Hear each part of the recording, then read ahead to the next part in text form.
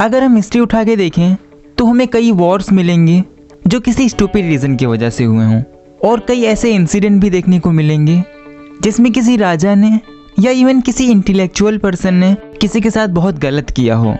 But अगर हम past को आज से कंपेयर करें तो ऐसे इंसिडेंट और किसी स्टूपिड रीज़न की वजह से वॉर होना बहुत ही मुश्किल है। आपके अकॉर्डिंग ऐसा क्यों है? क्या हम ज़्यादा स्मार्ट हो गए हैं? नहीं, पहले भी कई इंटेलिजेंट पर्सन थे। ऐसा है हमारे लॉज रूल्स के वजह से। हर कंट्री का एक कॉन्स्टिट्यूशन होता है, उसके कुछ रूल्स होते हैं, इसीलिए हम अपनी सोसाइटी को इम्प्रूव कर पा रहे हैं। क्योंकि अगर रूल्स ही नहीं होंगे और कंट्री को सिर्फ एक पर्सन चलाएगा तो वो प्रॉब्लम्स पे इमोशनली रिएक्ट करेगा, जिससे कुछ भी अच्छा नहीं होगा। जब बात कंट्री की आती है तो हमें रूल्स की इम्पोर्टेंस समझ में आती है, बट जब हम खुद की बात करते हैं तो हमारे कोई भी रूल्स नहीं होते।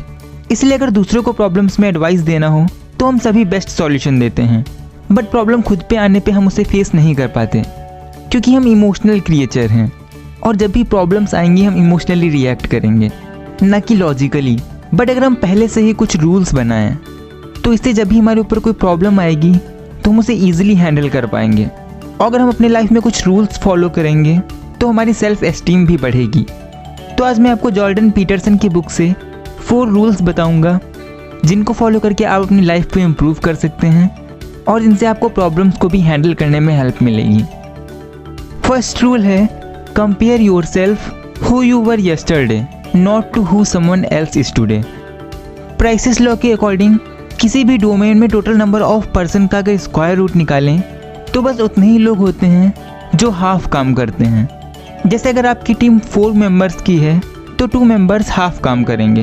अगर 100 मेंबर्स हैं तो 10 मेंबर्स हाफ काम करेंगे, और अगर 10,000 मेंबर्स हैं तो 100 मेंबर्स हाफ काम करेंगे। और सिर्फ आधा काम ही नहीं, अगर आप 10,000 लोगों की प्रोडक्टिविटी काउंट करें तो उसमें 100 लोगों की प्रोडक्टिविटी सबसे ज़्यादा होगी, ऑलमोस्ट फुल टीम के 50% मेंबर के बराबर। और अगर हम मनी की बात करें तो टॉप 85 लोगों के पास बॉटम के 2 बिलियन लोगों से भी ज़्यादा मनी है। और अगर म्यूज़िक की बात करें तो 20% लोगों ने फेमस 80% म्यूज़िक कंपोज की है। और इसका एक रीज़न ये भी हो सकता है कि जैसे जैसे लोग सक्सेसफुल होते हैं उन्हें और अपॉर्चुनिटी मिलती हैं, और फेल होने पे अपॉर्चुनिटी कम मिलती हैं और लोग आपसे दूर जाते हैं। तो बात करते हैं इसका सॉल्यूशन क्या है और आप कैसे सक्सेसफुल हो सकते हैं। इसे मैं आपको 2 एग्जांपल देके समझाता हूँ। एक पर्सन है जिसका नाम है जेफ। वो बहुत दुखी रहता है और गिव अप करने का सोच रहा है, जिस पर वो अपने फ्रेंड के पास जाता है और बताता है कि मैं एक अनसक्सेसफुल पर्सन हूँ और मेरा रूममेट मुझसे ज़्यादा सक्सेसफुल है और मुझसे बेटर परफॉर्म कर रहा है। जिस पर उसका फ्रेंड बोलता है, तुम्हारा रूममेट कौन है? जिस पर जेफ बोलता है, मेरा रूममेट है इलॉन मस्क। उसका फ्रेंड ये बात सुनता है और बोलता है, तुम इलॉन मस्क की कंपेयर का काम कर रहे हो और खुद को फेलियर बोल रहे हो। सेकेंड एग्जाम्पल, राजेश बहुत हैप्पी था क्योंकि उसे लग रहा था वो बहुत ही सक्सेसफुल पर्सन है। वो अपने रूममेट से बहुत ही अच्छा परफॉर्म कर रहा था और उसका रूममेट डेप्थ में था और एक फेलियर था।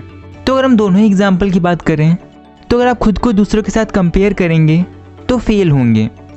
अगर आपके रूममेट इलॉन मस्क हैं तो आप जल्दी गिव अप करेंगे, और अगर आप किसी ऐसे पर्सन से कंपेयर कर रहे हैं जो खुद एक फेलियर है तो हो सकता है आप खुद को ग्रो ही ना करें। इसलिए बेस्ट है आप खुद को कंपेयर करें अपने यस्टरडे सेल्फ से, और इससे आपको किसी आइडियल की भी ज़रूरत नहीं। हाँ, आइडियल से आपको पता चलेगा कि आपको जाना कहाँ है, आपका एम क्या है, बट अगर आप उससे खुद को कंपेयर करेंगे तो शायद आप कभी भी सेटिस्फैक्शन फील ना करें।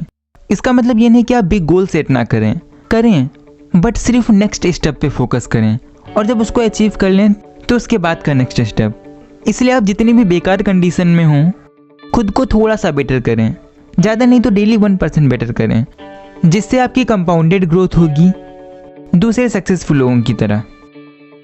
सेकेंड रूल है, stand straight with your shoulders back. Lobster 350 million year old होते हैं।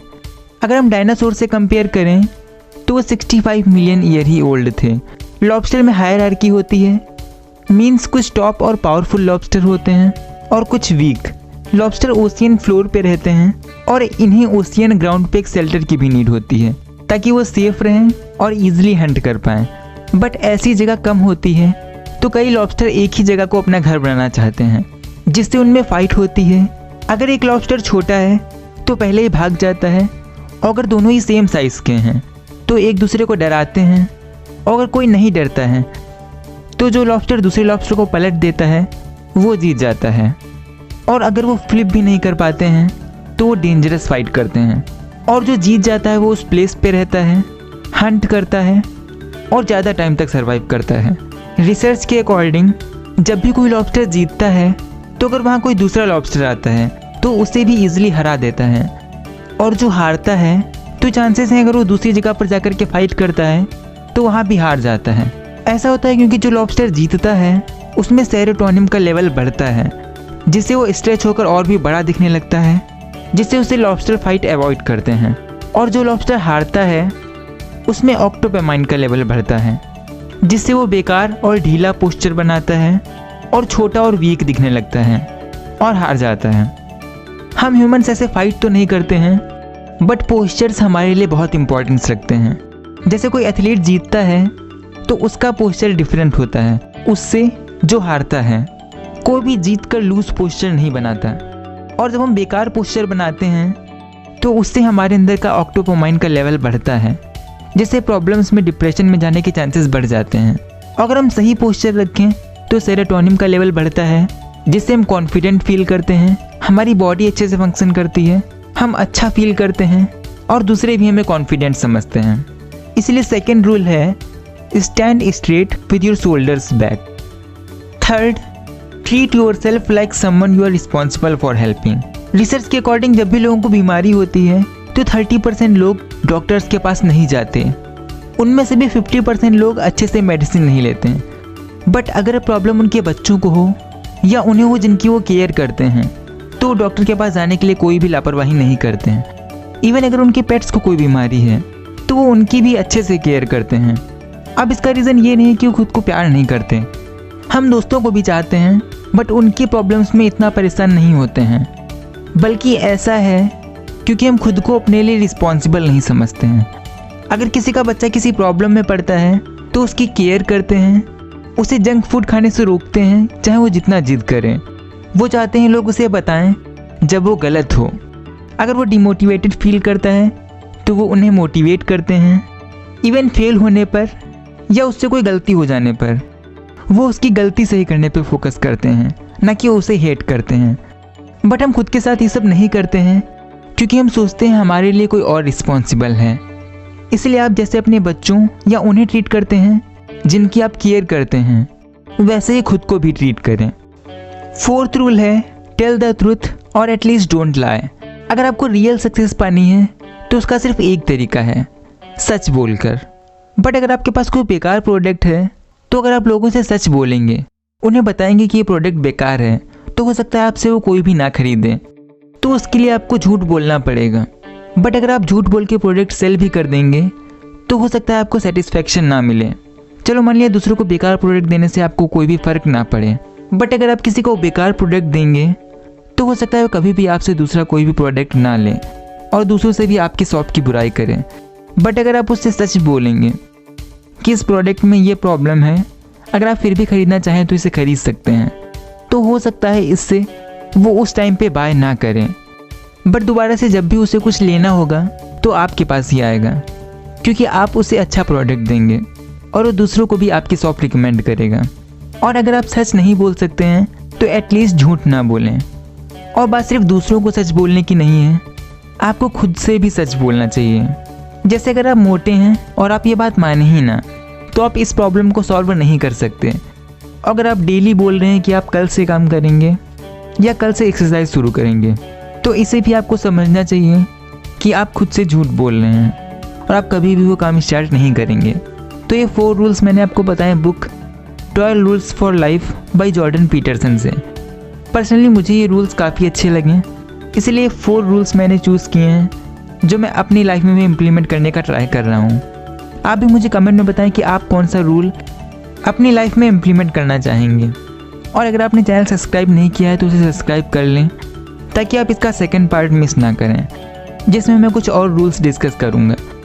अगर वीडियो शॉर्ट में बताऊँ तो सबसे पहले हमने जाना कि आपको खुद को दूसरों से कंपेयर करने की जगह खुद से कंपेयर करना है और खुद को एटलीस्ट डेली 1% बेटर करना है। और फिर हमने जाना हमारे पोस्चर का हमारे ऊपर काफ़ी इफेक्ट पड़ता है। अगर पोस्चर सही है तो इससे बॉडी अच्छे से फंक्शन करती है, सेरोटोनियम का लेवल बढ़ता है। अगर आप एक विनर की तरह पोस्चर रखेंगे तो विनर जैसा ही फील करेंगे। और फिर थर्ड रूल में हमने जाना कि आपको खुद की रिस्पॉन्सिबिलिटी लेनी है और ख़ुद को वैसे ही ट्रीट करना है जैसे आप उसको ट्रीट करते हैं जिसकी आप केयर करते हैं। और फिर हमने जाना कि आपको सच बोलना है या एटलीस्ट झूठ नहीं बोलना है। अगर आपको छोटी रेस दौड़ना है तो हो सकता है आप झूठ बोल के उसे जीत जाएं, बट अगर आपको मैराथन दौड़ना है तो सच बोलें, खुद से भी दूसरों से भी। तो आज के लिए बस इतना ही। Thanks for watching.